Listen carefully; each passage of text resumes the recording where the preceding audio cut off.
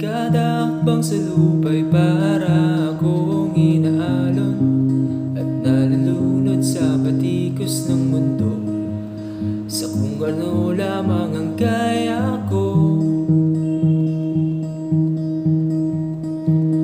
Pigang-piga na sa mga problemang di masolusyonan agad, parang wala nang bukas.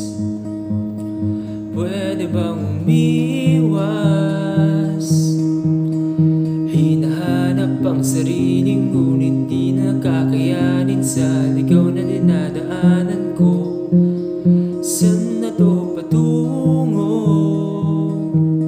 Saan ako patungo?